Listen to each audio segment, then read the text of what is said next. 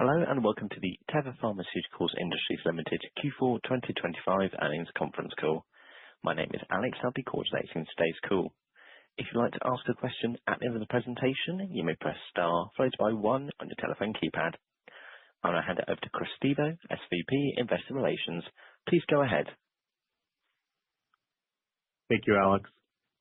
Good morning and good afternoon, everyone. Thank you for joining us on our fourth quarter call.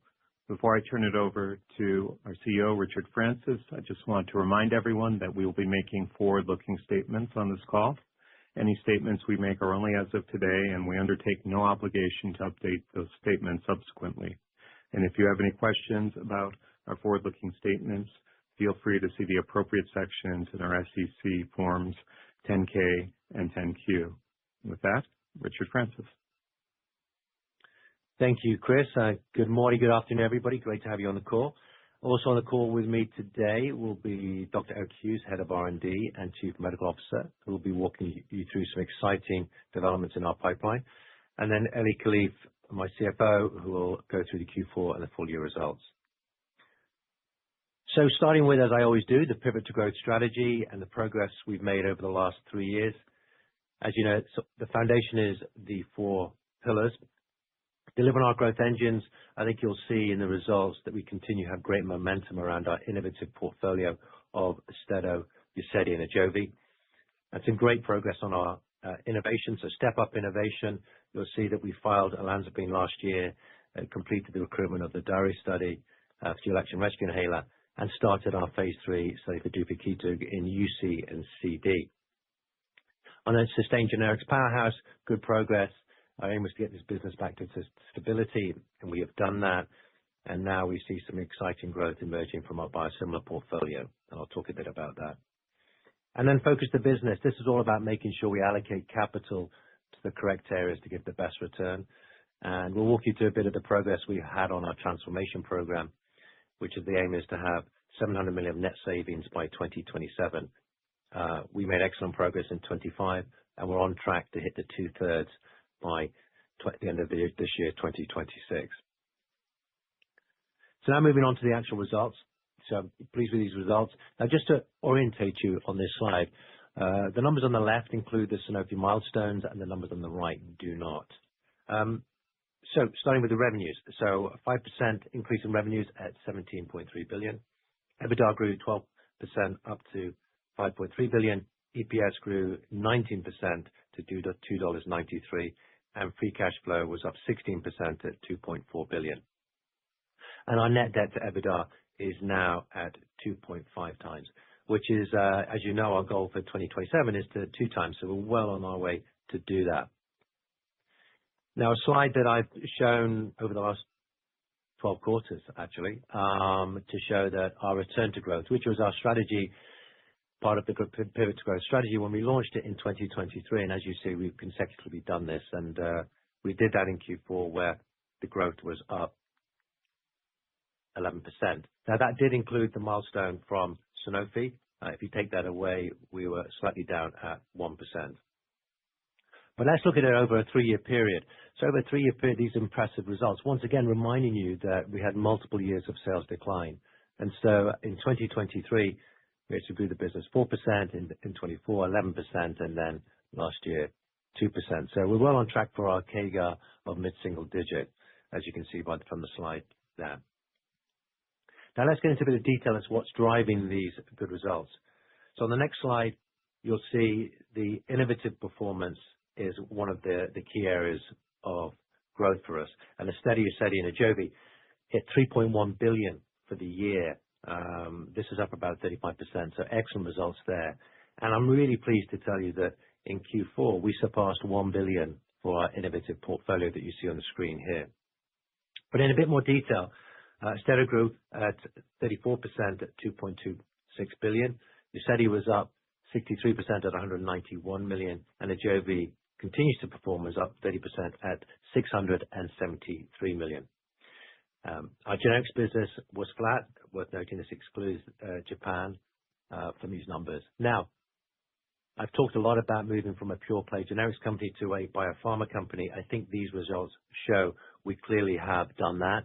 And now it's a question of just how much we can keep driving this innovative portfolio and the pipeline that comes through. Now moving on to a bit more detail, I wanted to talk to you a bit about Austedo. So Austedo had a really strong quarter in quarter four. As you can see, $725 million, up 40% for the quarter. And for the full year, $2.2 billion, up 35%. And this was delivered with good underlying growth. As you can see, TRX is 10%, and there's a 19% rise in milligram volume. This is driven by both new patients and better adherence. It's worth noting that Austedo XR now accounts for 60% of new patients. Now, very impressive results here. Now, we did have in Q4, these numbers did reflect some year-end inventory stocking and some favorable gross to net. And Ellie will talk a bit more detail about that. But if you actually take that out, then we still grew at 20% in Q4. So once again, the underlying growth of this product is very strong.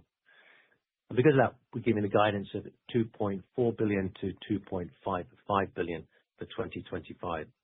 I think it's worth noting that if we do hit the upper end of that, then that means we've hit the $2.5 billion a year ahead of schedule. But we'll talk in a bit more detail of the puts and takes to that range. Now, moving on to UZEDY.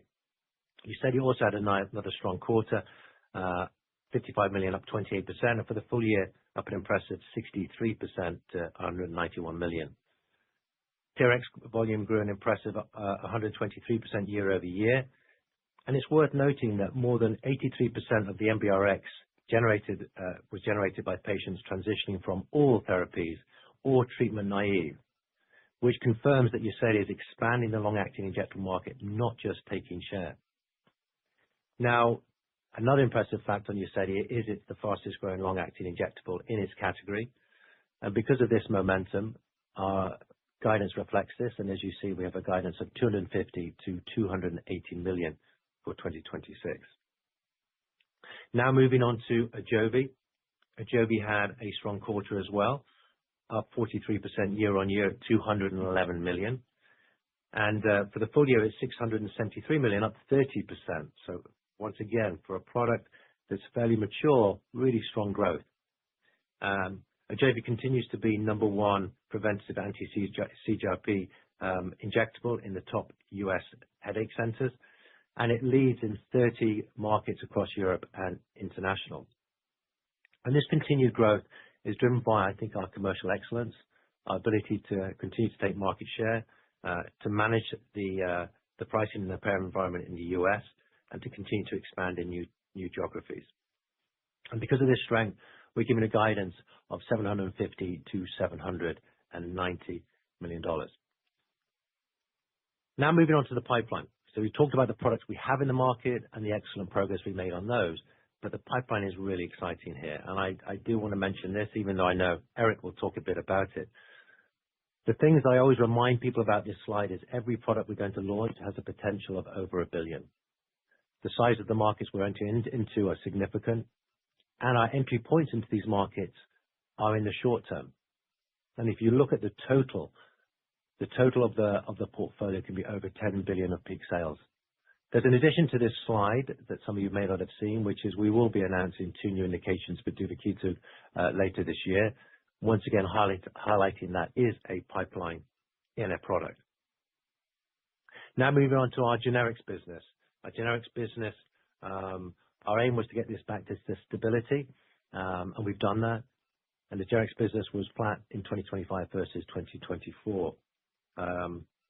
Now, one of the things that I do always highlight is you need to look at the generics business over a multi-year period because of the fact that some years you have more launches than others. That's just part of the business. And as you see here, our 2-year CAGR is 6%.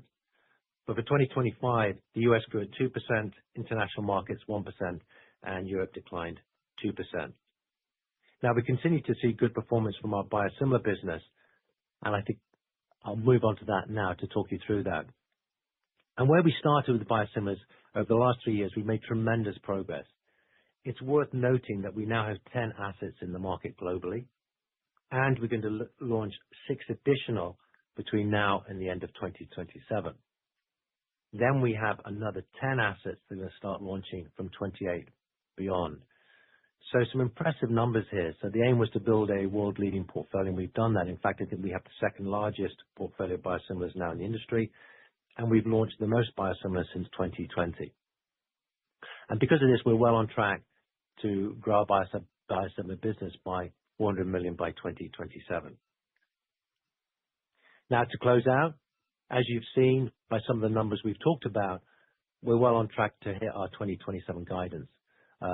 The CAGR I talked about, we currently stand at 6%. The operating margin, we'll go into a bit more detail, but with the success of our innovative portfolio, we're very confident about 30%. Net debt, EBITDA 2 times, we're already at 2.5, and cash to earnings 80%. Ellie will walk you through a bit more detail on that.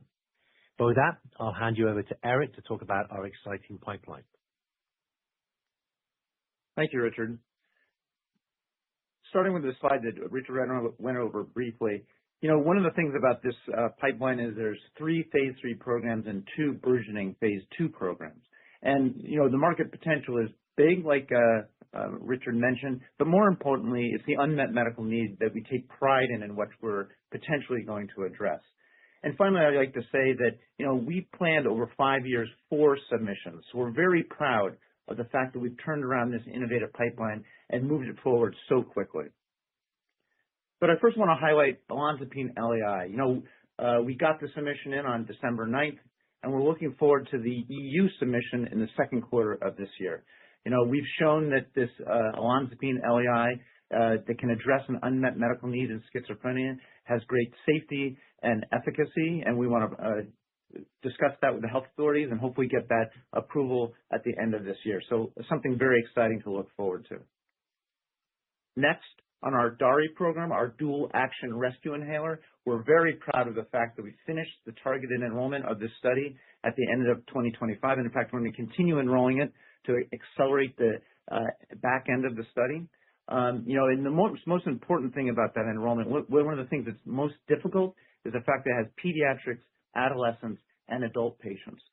So I think that the opportunity here for a differentiated product of a dry powder inhaler and the fact that we have the potential to have adolescents and pediatrics in the label is a true differentiator for this program addressing a large unmet medical need in asthma. And then moving on to duvakitug, a very exciting brand new biologic class that's in development. A year ago, we showed really exciting phase 2 data in both ulcerative colitis and Crohn's disease, posting very good numbers in both with a nice dose response. But now we're excited to be looking forward to the maintenance data in the first half of this year. And the important thing about the maintenance data is that we will show, hopefully, the durability of response. And that's really what people need in ulcerative colitis and Crohn's disease. These are chronic diseases that people frequently fail on their advanced therapies and need more. So durability in the long term is most important. And just a review, this represents 58 weeks of exposure, looking at 2 different doses given subcutaneously every 4 weeks. And Richard also mentioned that we started our phase 3 programs with our partner Sanofi, the Sunscape and Starscape. It started right on time, and we're accelerating those programs and executing very well. I'll be looking forward to new indications this year. And then moving on to anti-IL-15, we had a very exciting announcement at JP Morgan that Royalty Pharma provided funding for our program in vitiligo for a phase 2/3 program. This is really great external validation of our program. What we believe is a very differentiated product to address a number of unmet medical needs. First in vitiligo, this is something that systemic therapies are needed for, and that results will be available in the first half of this year. But also celiac disease, we're running our second proof of concept study with a biopsy endpoint that will be available in the second half of this year. But in addition to that, alopecia areata, atopic dermatitis, and eosinophilic esophagitis are all possible targets for this very important cytokine. And then on to emrusolmin. One of the things I've been very impressed with is the rate at which we've been enrolling this study. This is a phase 2 study looking at, critical endpoints of an important unmet medical need. I always like to remind people The mean survival in this disease after diagnosis is 6 to 10 years. So this is a very important unmet medical need. We are working hard to make sure that this study not only enrolls quickly, but we will over-enroll to make sure that this phase 2 program is pristine, as powerful as possible, really potentially capitalizing on the ability to accelerate this approval.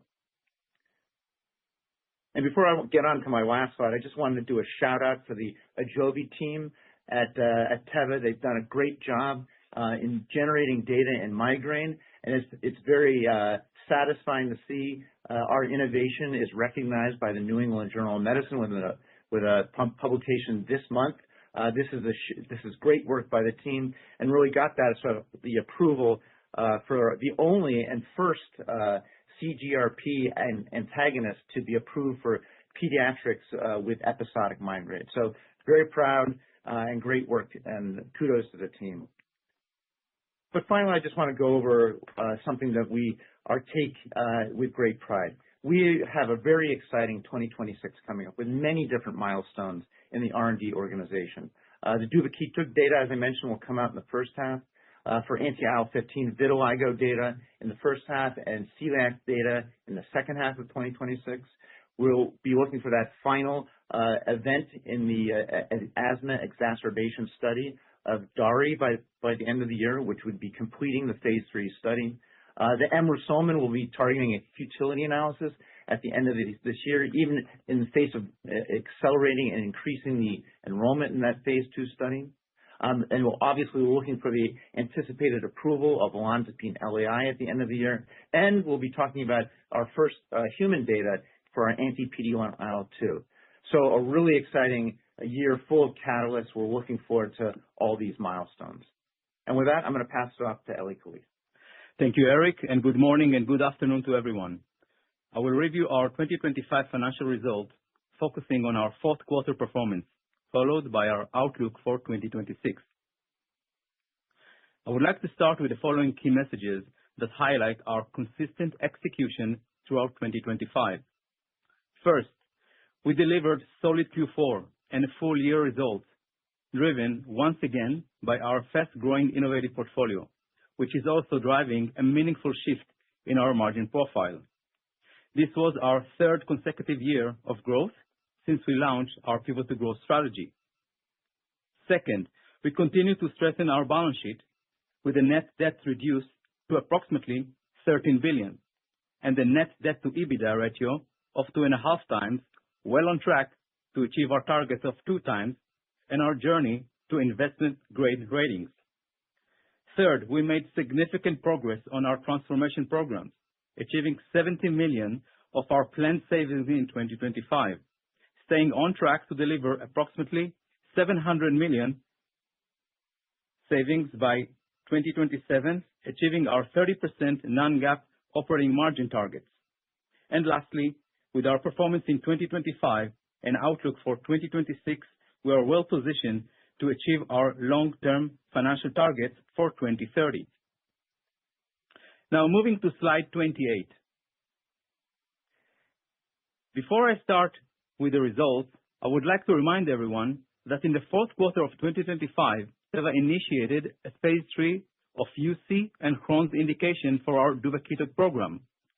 As per the collaboration agreement with Sanofi, we received $500 million in Q4 of 2025 for this development milestone.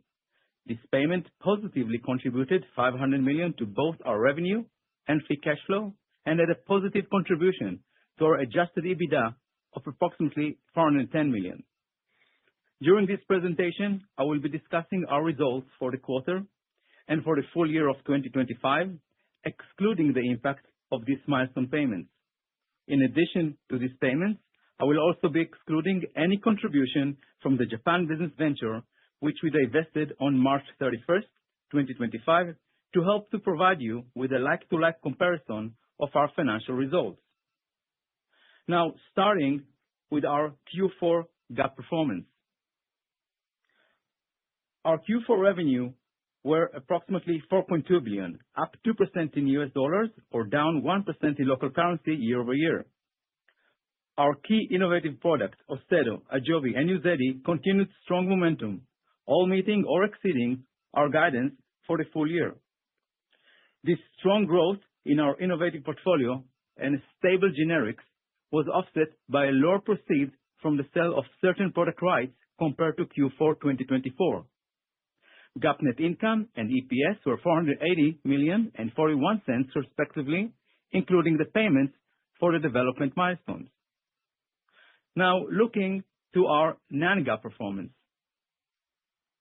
Our non-GAAP gross margin increased by 80 basis points year over year to 56.2% and resulted in our full year gross margin at 54.7%, well above the top end of our guiding range. This increase was mainly driven by a stronger than expected growth in our key innovative products, mainly Austedo. Non-GAAP operating margin decreased by approximately 120 basis points year over year to 26.7%, mainly because of the higher planned investment in OpEx to support our innovative growth. Overall, we ended the quarter with a non-GAAP earnings per share of 68 cents compared to 70 cents in Q4 2024. Total non-GAAP adjustment in Q4 were $649 million. This included impairment charge of $77.3 million, mainly related to a manufacturing facility in Europe. Our free cash flow in Q4 was approximately $800 million and $1.9 billion for the full year, coming at the higher end of our guidance range, excluding the development milestone related to duvakitug. Moving to slide 29. We are making significant progress in our Teva transformation programs to deliver targeted savings of approximately $700 million by 2027 through a well-defined and planned efforts. During 2025, we achieved $70 million of initial savings, demonstrating solid momentum and execution, and continue to expect roughly two-thirds of our total savings target to be realized by the end of 2026. These transformation efforts, along with the ongoing portfolio shift towards high growth and high margin innovative products, provide a clear path to achieving our 30% operating margin target by 2027, even as we continue to invest in our business for long-term growth. Now, let me turn to our 2026 outlook. As I mentioned earlier, 2025 was a year of a strong progress on our pivot to growth strategy. We delivered revenue growth, expanded profits and margin, invested in our innovative products and pipeline, and made significant progress towards our journey to investment-grade ratings. In 2026, we remain focused on continuing this momentum and executing on accelerated growth paths to our strategy. Starting with our revenue guidance for 2026. We expect full year revenue of $16.4 billion to $16.8 billion. This represents a range of approximately 1% growth to 2% decline compared to 2025. On a normal base, excluding the $500 million development milestone payments and $75 million contribution in 2025 for the Japan business venture, this revenue guidance is consistent with our previous communication and reflects continued strong momentum in our innovative portfolio, including Austedo, Ajovy, and Uzedy, combined with a low single-digit growth in global generics business. It's expected to largely offset revenue headwinds of approximately $1.1 billion from generic Revlimid in 2026. We expect non-GAAP gross margin in 2026 to be in the range of 54.5% to 55.5%, showing a further improvement over a strong 2025, driven again by the ongoing positive shift in our portfolio mix and a cost savings from our ongoing transformation programs. As a result, and as previously communicated, we expected our non-GAAP operating income and adjusted EBITDA to both growth in absolute dollars and as a percentage of revenue compared to 2025. Our operating expenses are expected to be in the range of 27 to 28% of revenue, with a higher impact of the transformation program cost savings in the second half of the year. We expect finance expenses to be approximately $800 million in 2026, lower than 2025, reflecting the reduced debt levels and ongoing deleveraging. Our non-GAAP tax rate is expected to be in the range of 16 to 19%, slightly higher than 2025, which benefited partially from IP-related integration plans and the recognition of a certain U.S. tax attributes. This brings us to expected non-GAAP earnings per share range of $2.57 to $2.77. Our 2026 free cash flow is expected to be in the range of $2 to $2.4 billion, representing a strong ongoing improvement in our cash conversion profile and consistent with our long-term targets. Now, lastly, let me provide you with some directions on how we think about quarterly progression in 2026. We expect revenue to gradually increase over the course of the year, with the revenue in the second half of 2026 slightly higher than the first half. Q1 is expected to be light, mainly due to the following. First, a year-over-year decline in our U.S. generics revenue, mainly because of approximately $300 million in generic Revlimid revenue from Q1 of 2025 that is going away. Second, on Austedo, during Q4 of 2025, on top of Austedo's strong underlying performance, we had the benefit of a year-end inventory build and a one-time gross-to-net of approximately $100 million. While we expect a strong year-over-year growth for Austedo in Q1 2026, we expect Q1 revenue to reflect the sequential impact of these one-time benefits. We also expect Austedo revenue in Q4 26 to be potentially down year-over-year due to a different purchasing patterns and pricing environment ahead of the IRA implementation in January 2027. Our non-GAAP margins are also expected to be gradually ramp up over the course of the year, in line with the revenue trajectory, as well as savings from the ongoing transformation programs. The one-time revenue dynamics that I just talked about will also impact gross margin in Q1, beyond the normal seasonality we see going from Q4 to Q1. Free cash flow is also expected to ramp up over the course of the year. Now, on the next slide, I would like to highlight the strong free cash flow trajectory that we are on. There are three main elements that are going to continue to drive incremental free cash flow, going from approximately $1.9 billion in 2025, excluding Duvakitug milestone payments, to a more than $3.5 billion by 2030. First, our innovative portfolio is uniquely positioned to continue to grow strongly, driving higher margins and free cash flow. In addition, we are on track to achieve $700 million savings from transformation programs by 2027. We don't stop here and will continue to drive modernization of Teva beyond 2027. Second, we continue to strengthen our balance sheet through working capital and CapEx optimization. And lastly, we continue to deleverage. Reduction in our debt expected to result in a lower finance expenses by approximately 50% by 2030. And we expect to see a reduction in our legal payments over time. Now, turning to the next slide on capital allocation. Our capital allocation strategy is focused on driving our pivot to growth strategy.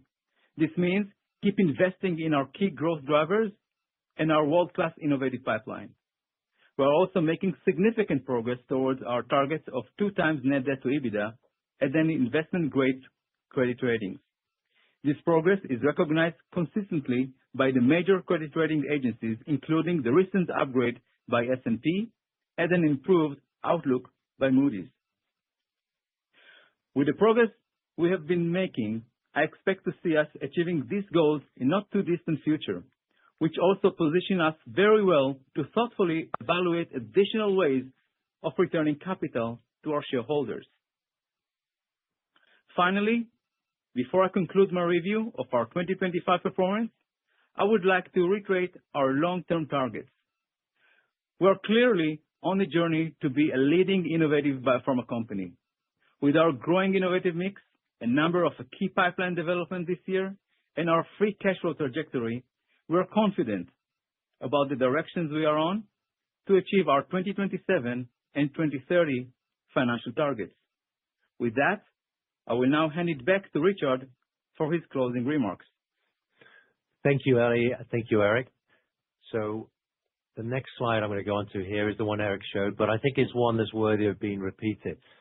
Really exciting year here for Teva with regards to milestones on our innovative portfolio. We have 7 milestones here on this slide. So very proud of that, very proud of what the team has achieved. Obviously, we have some exciting data around vitiligo and anti-IL-15 and celiac disease. We have the olanzapine launch later this year. We have the duvakitug maintenance data, the futility analysis, which could accelerate our ability to get the market with emrusolmin and treating this very serious disease. So lots of opportunity here to continue this transition to a world-class biopharma company. Congratulations once again to the R&D team for moving this through so quickly. In just 3 years, we've progressed this pipeline at record speed. Now, it's because of this pipeline, it's because of the continued strong performance we have in our innovative portfolio that I mentioned earlier, and Eli also mentioned, is why we're confident about the opportunity to continue to grow Teva top and bottom line, and why we think it's an attractive investment opportunity. Because as you can see here, not only do we have significant headroom for Austedo, Ajovy, we have the LA franchise with Uzedy performing well, but olanzapine about to join it this year. I highlighted the amount of biosimilars that will be launched over the next few years. And then as we look forward, that pipeline, the readouts I've just mentioned, will start to come to fruition. So we'll be able to continue this momentum going forward. To move on to my final slide, just to conclude, our growth journey continues. We have 3 years of consecutive growth. We have a 6% CAGR. Our innovative brands are growing at double digit, and they have headroom to keep growing. We have near-term milestone readouts, 7 in 26. We have a stable outlook for our generics business, and we continue to focus on accelerating our pivot to growth journey. And with that, I'll open the floor to questions. Thank you. Thanks, Richard. Alex, before you line up the question queue, I just want to remind callers, please limit yourself to 1 question and 1 follow-up. And if time permits, we will be more than happy to answer additional questions from you if you get back in the queue. Thank you. Thank you. As a reminder, if you'd like to ask a question, please press star followed by 1 on your telephone keypad. And if you'd like to remove your question, that's star followed by 2. As a reminder, please remember to pick up your handset before asking your question. Thank you. Our first question for today comes from David Amsellem of Piper Sandler. David, your line is now open. Please go ahead. Thanks. So I have 1 question on Austedo and 1 on Uzedy. Helpful color on the guide, but wanted to dig more deeply into the various pushes and pulls regarding Austedo in 2026. Can you talk about net pricing dynamics and what's baked into your assumptions, X the gross to net favorability in 4Q and X stocking? How should we be thinking about what your assumptions are regarding net pricing as we move through the year? And then how should we be thinking about what your assumptions are regarding volume growth, particularly on a per milligram basis? So that's number 1. And on Uzedy, kind of a similar question. There's a lot of volume growth, obviously, but there's obviously significant government exposure, particularly Medicaid. So how should we be thinking about net pricing there, and what kind of assumptions you baked into your Uzedy guidance? Thank you. Hi, David. Thanks for the questions. So let me start with Austedo. I think the main point to highlight first here is we're really pleased with the momentum we have, with the TRX growth we have, with the adoption of XR and the continued growth of the milligrams, as we saw there at 19%.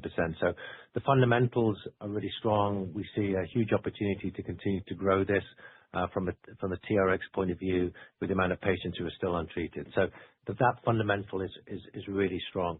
I think when it comes to the pricing, I think as we communicated last year, our aim has always been to make sure we get value and access. And so we've been very diligent about that for this year. And so obviously it has got more competitive, but we've taken a very disciplined approach to that. And so I think we've maintained that value and access. So I don't think you could think of that as anything of any significance there. And I think the thing to think about with Austedo is, what we've finished 2025 with some really strong growth, both on our top line as well as on our milligrams and TRX. And as I said, if you back out that inventory build and the gross to net is still very strong performance. And so if you look at how we're performing across this range, I think we have a very strong range here. It does take into account some expectation that there may be some destocking in Q4 in 2026, but we'll see how that plays out. Probably the final thing I'll say on Austedo, just to help give some clarity, if you do look at the range we've got and you back out the inventory build that we had in Q4, the growth of the brand the range is from 11 to 18%. So very strong growth on what is a lot bigger base. So I think that helps answer your question on Austedo. On Uzedy, then, as you've seen, very strong growth on Uzedy, really strong growth on TRX, and continued really good change in the dynamics of this market that shows the quality of the product. But to your question, I think it's always important to understand that we have Medicaid and Medicare. And so we have that mix. And obviously, we know one is more profitable than the other. And how that mix plays out, we've taken into account with our guidance and our range. But we see this product continued momentum, particularly as you look at the TRX being so high. So I think this product, we have a lot of enthusiasm around, but that's the fundamentals around the pricing. We factored them in, and it really comes down to those two channels. Thanks for the question, David. Thank you. Our next question comes from Louise Chen of Scotiabank. Louise, your line is now open. Please go ahead. Hi, congrats on the quarter, and thanks for taking my questions here. So my first question was, I wanted to ask you where you see the greatest disconnect between what you're excited about in your pipeline and what the street is really missing on those products. And then second one, just to follow up on Austedo, wanted to ask you how we should think about modeling 2027 in light of IRA and any other pushes and pulls you see here. Thank you. Okay, thanks for the questions there. So the pipeline, I'll probably tag team this a bit with Eric. Look, I'll never say anybody's missing anything because everybody is very experienced in this business. I do think that our pipeline has come along very fast, thick and fast. Maybe that's caught people unaware, but I think the quality of our antibodies, the quality of anti-TL1, the quality of duvakitug, I think will show out in the data. So I think probably what's going to happen, I'd anticipate, is as we turn over these cards and we see the data, then I think Teva will get recognized for what is a world-class pipeline. But it's probably a bit surprising for people to see just the quality of the pipeline that's emerged in such a short space of time. But maybe I'll hand it to Eric to give his view on that. Yes. Thank you, Richard. And thank you, Louise, for the question. I would emphasize something Richard said. I think the speed at which we turned around the innovative portfolio is quite honestly caught people by surprise. We turned on, a brand new biologic for duvakitug, which is, probably the best in class product for TL1A. We launched, or we will launch, hopefully, olanzapine LAI this year. But, don't take our word for it. We've had external validation on 4 of these 5 programs. Olanzapine LAI got Royalty Pharma funding. Duvakitug was partnered with Sanofi, who saw the value. The DARI program was acknowledged by Abingworth. The anti-IL-15 program was recently acknowledged again by Royalty Pharma. And even Emmersolmin, we've received fast track designation and an orphan designation. So across the entire innovative pipeline, we accelerated them, I think a little bit to the surprise of investors, but just look at the external validation that we've had in the pipeline and take that into consideration of your valuation. Thank you, Eric. And then moving on to your final question about, I think we're sort of asking for guidance on Austedo in 2027, which I'm not going to give. Obviously, we've said we're going to do $2.5 billion for Austedo in 2027. We remain very committed to that. As you see in our range that we have announced today, there's a potential that we will hit $2.5 billion in 2026. So we'll have to see how this plays out. I think the most important thing for Austedo is to keep reminding everybody that 85% of people who suffer from tardive dyskinesia are still not treated. And so the opportunity to keep helping these patients, to bring these patients in and give them therapy, I think is a significant growth driver for Austedo. So we also have the work we're doing on making sure that people can benefit from Austedo XR. And as you can see there, 60% of new patients go on to Austedo XR. And we know that helps with compliance and adherence, which obviously also in turn increases value. So I think we have a lot of value drivers for Austedo, but I really don't want to get drawn into 2027 guidance at this moment. I think what I'm hoping people will see is what we have great momentum from 25. We're carrying that into 26, and we'll talk about 27 maybe this time next year. Thank you for your question. Thank you. Our next question comes from Ash Verma of UBS. Your line is now open. Please go ahead.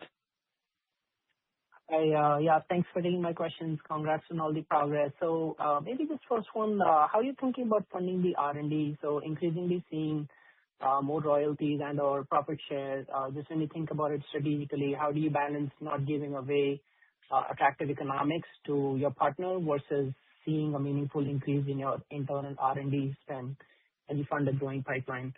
And then secondly, on the TL1A upcoming maintenance data, we've seen some competitors that the maintenance data versus the induction sort of went up on efficacy measures by high single digit to mid-teens in terms of percentage points. Is that a fair expectation to have as you look towards your upcoming results? Thanks. Hi, Ash. Thanks for the question. I'll tag team this with Eric again. But on the R&D funding, I think the question was, how are you going to fund this? Are you going to be giving away value if you keep doing these partnerships? So I think the way we think about it is we have a big late-stage pipeline. We have a lot of opportunities to drive significant value creation. And when you have a good pipeline, in my experience, and my belief is, it's about moving it fast to the market to have patients benefit from it and to get revenue. And so we're moving a big pipeline really quickly here. Now, how does it impact the economics? It really doesn't impact the economics in any meaningful way for a couple of reasons. One is all these brands will be above $1 billion. Some of them will be multiple billion brands. The second thing is, which is an interesting fact that I think people miss on Teva, is we're starting out with a company with a very different gross margin than many other biopharma companies. So every time we launch an innovative product, it transforms our gross margin, which transforms our ability to drive EBITDA, to drive EPS and cash flow. So as I said, the fact that these are not in any way giving away value in the broadest sense, but even with regard to Teva, they don't, because of where we actually start this journey. The other thing I'd also like to highlight on this, we are launching so many products over such a short period of time that is the focus we're on. And we're going to have a potential to launch 4 products in 5 years. And we're going to actually announce more and more indications. So I think the pipeline is about making sure we move it quickly to the market, but in no way are we giving away value. I'd say we're accelerating value because of the speed we're moving. And then with regard to the key to the TL1A maintenance data, what are our expectations? I'll hand that over to Eric to answer, and then I'll conclude. Sure. Yeah, thanks, Ash, for the question regarding what we anticipate from the maintenance data of TL1A. So, I'd start off by saying, what's the history we've been telling with regard to Duvakitug at Teva. We started by saying that, we found in our in vitro work that we had the most potent antibody, the most selective antibody, and the one that probably has the lowest anti-drug antibodies. I think it's about 3 to 5% we saw in our phase 2 study. So with that, we went into our phase 2 program that we executed very well at speed. And then we came up with the highest reported numbers for both ulcerative colitis and Crohn's disease in 2 very well controlled and run studies. So the in vitro translated into a very good result in phase 2. So if you translate that into what we anticipate in the maintenance, if you think that we have the most potent, the most selective, the lowest anti-drug antibodies, and that we can execute the study well, I would hope that, when we lock the database, we see great results. So I'm bullish on it. Hopefully that comes true, but we'll see what the data shows. Thanks, Eric. We stand by the fact that we have, and we believe we have the best TL1A. Thank you for the question asked. Next question. Thank you. Our next question comes from Jason Gerberry of Bank of America. Your line is now open. Please go ahead.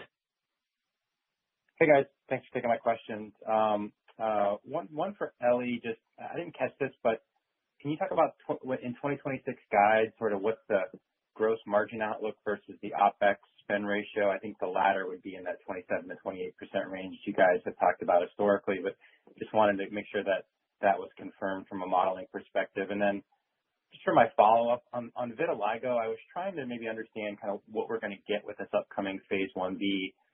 Will we get VASI 75 scores, through the full evaluable period? Are you expecting most of these 30-plus patients to make it through the full evaluable period? Just kind of wondering how robust that data will be. Thanks.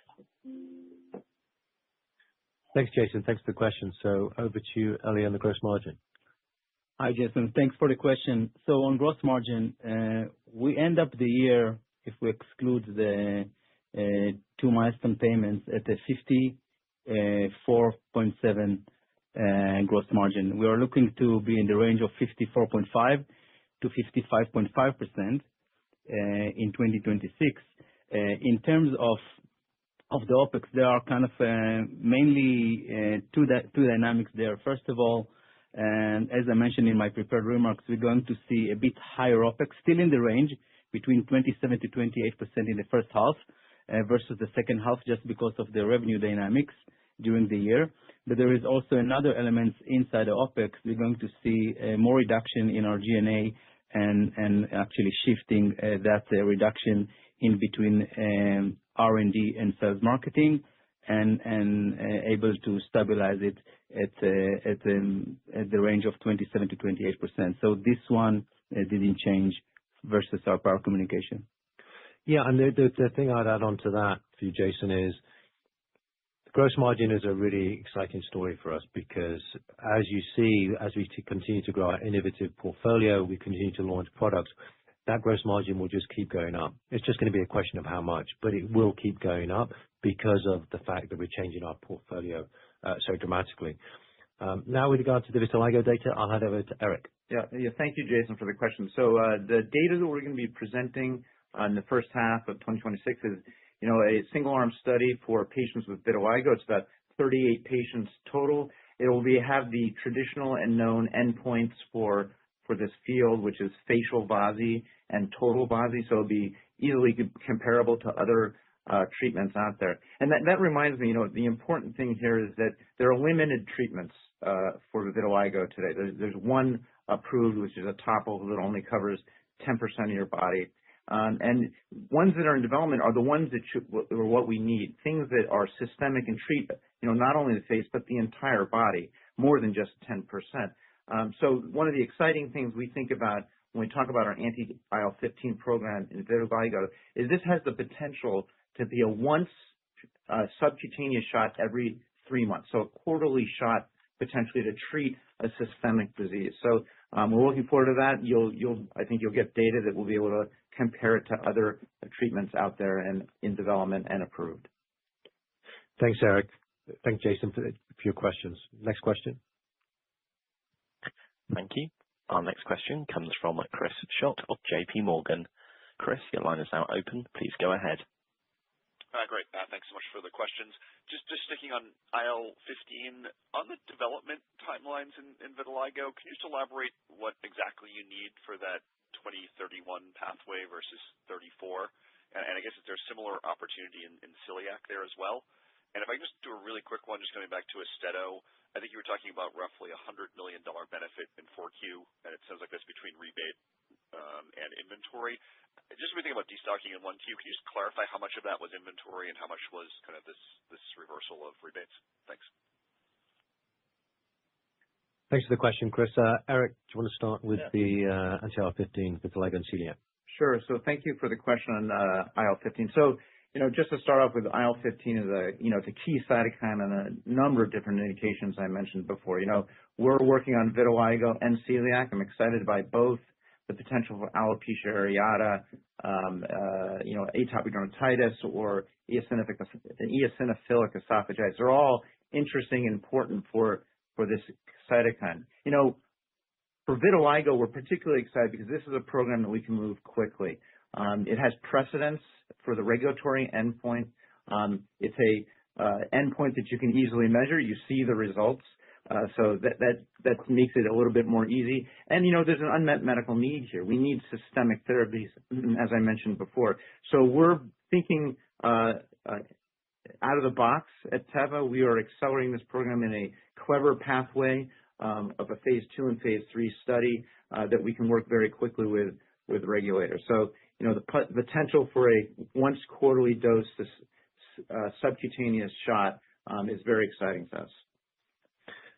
Thanks, Eric. And then on the Austedo question, Chris, the way to think about that 100 million is the vast majority, pretty much, was the inventory. So that's why, obviously, we have a lot of confidence about 2026 on our numbers. So hopefully that helps, Chris. Thanks for your question. Next question. Thank you. Our next question comes from Umer Raffat of Evercore ISI. Your line is now open. Please go ahead. Morning, guys. Thanks for taking my question. If I look at the delta versus consensus this quarter, it looks like it's driven by sales and marketing when I take out the one-timer impact of the milestone. And coincidentally, I feel like this is probably the highest sales and marketing spend quarter we've seen in the last 3 years or so. So I'm curious why that is, especially because it's happening in the middle of the transformation that's underway, number one. Secondly, for 26 guidance, is it fair to say that the Royalty Pharma $75 million payment for phase 2B is embedded within the EBITDA? And is there any other milestones that are baked into the EBITDA guidance as well from TL1A or anything else? And then finally, on vitiligo, Opzelura obviously has not necessarily done too well, but as Eric pointed out, has limited coverage. But is it fair to say that on the scores like Opzelura showing about 30% facial VASI 75 score, you would want to be tracking meaningfully north, considering Royalty Pharma is all excited and they're not funding celiac, only doing vitiligo? I'm just curious about your overall take on expectations. Thank you. Hi, Umer. Thanks for the questions. You got a few into that one question there, so thanks for that. On the sales and marketing and the OpEx, I'll hand that to Ellie to talk about. Okay, Umar. So first of all, about the question about Royalty Pharma, out of the 75 million, the way that we view it, it's actually going to spread over 26 and 27, with a third out of the 75 going to happen in 26. It's more kind of backloaded for 26 year. And that's the only thing that's embedded there. We don't have any other, I would say, assumptions in our EBITDA related to TL1A milestones or anything like that. As far as related to the sales marketing, if you actually back out the higher revenue due to the milestone, you can get to kind of a 15.4% on sales marketing. But going forward next year, we're going to see that one actually 16%. And why? Because we are keep investing in our growth engine, which is Austedo, and actually heading to next year, building kind of investment into our lungs that's being launched. So we're going to see that one increasing, but all in all, the whole bucket going to be from dollar perspective, really kind of a flat, but also from percentage perspective, due to the fact that you will see our transformation program going to impact the G&A, as I mentioned to Jason, and that kind of a reduction in G&A going to split in between the R&D investment and into the sales marketing. Thanks, Ellie. And look, one thing I'll just add on to the back of that before I hand it over to Eric. If you think about the guidance for this year, the EBITDA range, I think, is showing the value of the programs we put in place, the value of driving our innovative portfolio, the fact that when we talk about our transformation program, it was 700 million net savings after investing in our growth drivers. And so we've allowed ourselves to make sure that we can drive this innovative portfolio, which helps drive that EBITDA, but at the same time, our efficiency programs help also drive the EBITDA. So I think, we're very pleased and proud of the fact that our EBITDA, starts with a 5 in front of it, which I think is important. But we're very mindful of how we spend our money, where we allocate our capital. When it comes to vitiligo, I'll hand that over to Eric. Yeah, thank you, Umar, for the question. So when it comes to what data we've seen with the topical out there today, and what's in development, I always want to be competitive on any endpoint that what you talk about. So hopefully when we walk the database and get that results, we can show that we're competitive against what's available. But again, let's focus what patients need. They need systemic therapy that's conveniently given. So it's almost inappropriate to compare it to a topical on 10% of your body, but certainly we hope to be competitive. Thank you. Thanks, Eric. Thanks for the question, Umar. Thank you. Our next question comes from Les Sulewski of Truist. Your line is now open. Please go ahead.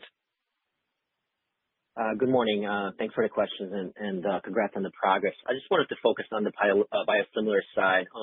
So what's the launch cadence and expected profitability profile, particularly given the U.S. channel and PBM dynamics? And then what are the prerequisites for targeting the 10 new products beyond 2028? And you've previously evaluated or mentioned reevaluating BD within the space. So, what type of, whether it's in licensing, co-development, or tuck-ins, fits your leverage and margin profile today? And has that bar changed given the latest policy dynamics? Thank you. Hi, Les. Thanks for the questions. So talking about biosimilars, yes, it's an exciting time, and I think the fact that we built the second largest portfolio and continue to add to it in such a short space of time is a testament to the prioritization we put behind it. But to sort of give you a bit of specifics, and when we talk about, we have 10 in the market now, we have 6 to launch between now and 27. Those 6, majority of those will be across both US and Europe, which is important because we haven't actually had a presence in Europe of any significance. And we know that market is a market with quicker uptake, more predictability, and some very clear returns. So excited about that. And to name just a few, we have biosimilar Prolia, biosimilar Xgeva, biosimilar Symphony, biosimilar Eylea, and biosimilar Xolair. So we have a lot coming through of those markets, and most of those are in both. I think it's Symphony that's just in the US. Now, you highlighted the 10, and you sort of, in your question, it sounded like we had targeted 10. No, we have 10. That they are in our pipeline. But we're just going to add to that. So we have 10, which is why I said we can start launching 28 onwards. But we are continually adding to that. And to the final part of your question, so, doing this through partnerships, how does that work out in a gross margin? So we are going to continue doing it through through partnerships. And it still is attractive from a gross margin point of view with the right partnership. It's still accretive to our business, our generics business significantly. So that's how we do it. And you'll probably start to see some deals coming through already in the first half of this year as we already build out this portfolio beyond the 26. So, and then the final thing I'll add on that, this biosimilar portfolio is coming through thick and fast. And that's going to really help us drive the generics business going forward, both in Europe and in the US. But thanks for your question. The BD question. Oh. Yeah, the BD. Could you repeat your BD question, please? Essentially, just wanted to get a sense of if there's a potential for you to kind of dive a little bit deeper via BD within the space. If there's anything available out there via partnerships that you've previously had, essentially, what's your strategy for that space? Thank you. So are you asking about biosimilars? Yeah. So that's what I thought. So that's. I think I answered that question, Les. We'll continue the partnerships. Some of those we already have, good big partnerships with companies that we think we can have the potential to expand those, whether that's mAbxience, whether that's Samsung. So I think we're looking at expanding, but also we have other companies that have approached us to be their partner, because obviously the performance we've had in the US has been impressive. We have the fastest growing biosimilar Humira. We have a very fast growing business now in the US. So I think people are seeing that. But yes, it will be through partnerships. The majority of it. Thanks for your question, Les. Thank you. Our next question comes from Dennis Ding of Jefferies. Our line is now open. Please go ahead. Hi, good morning. Thanks for taking our questions. I had two, if I may. Number one, sort of a big picture question on R&D. What is your R&D philosophy at Teva? And I guess how much de-risking do you think we'll get around the R&D platform from the data readouts this year? I'm also curious what else could be planned for 2027 as you advance some of these newer drugs forward. And then number two, just a question around BD. I'm curious, as you transition to a novel biopharma company, if your BD philosophy has changed at all, and if Teva might be interested in doing acquisitions in, let's say, the classic biotech space rather than what's historically been spec pharma. Thank you. Thanks, Dennis. Thanks for the question. I'll tag team that with Eric and maybe start on the philosophy of R&D, or maybe we call it the strategy.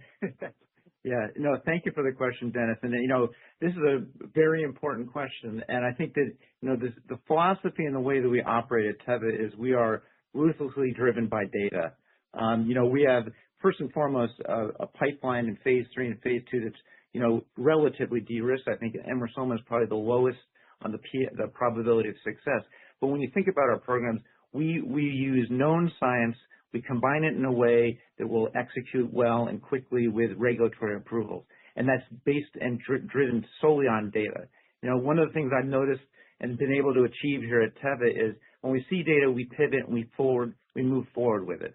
That's something I hadn't been able to do in my career in other places. So speed and execution driven by data with this philosophy of known science and de-risked assets is how we will move forward. And I think that's baked into every one of our programs at this point. Thanks, Eric. And then to move on to your next question, and you said, what about BD and as we pivot into a biopharma company? So firstly, thank you for the recognition that we are pivoting. I'd like to think we pivoted. But anyway, we'll keep showing that with the pipeline as it comes out. But yes, we are actively looking at BD. We think we have a commercial powerhouse of a team. I think you've seen that with the results of Austedo, Uzedy, and Ajovy. And so we want to add to that team. Now, that said, we have, as Eric's highlighted, a really exciting pipeline. So the organic growth we have coming through is impressive. So we're not desperate to do BD. We don't have to. At the same time, if it fits into our TA areas of CNS neurology and immunology, then I think it's very synergistic and it makes a lot of sense. So we are very active in that. What is interesting, I think within the last year to 18 months, the amount of approaches we've had has significantly increased. And I think that's because they see Teva as a partner, both from an R&D perspective, the speed which we move things through the clinic is exciting, but also and primarily because the commercial capability and muscle we have, and the focus we give assets. When we have an asset, whether it's in development, we focus and we move it quickly. Whether it's in the market, we focus and we actually drive sales. So I think we'll hopefully be able to talk about something going forward, but we are very disciplined in our capital allocation, and we think it's the right asset at the right time at the right price. We'll definitely do it. But because of the pipeline we have that's coming through, we can stick to that in a very disciplined way, and we will, because going back to that fourth pillar of the Pivot to Growth strategy, it's about focused capital allocation, making sure we give a good return on that in the short, medium, and long term and create value for shareholders. So thanks for your question, Dennis. And I think with that, that is the final question. We went over a bit, but I think we did start a couple of minutes late. So thank you for your questions and your interest in Teva, and I look forward to following this up later with our Q1 results. Thank you.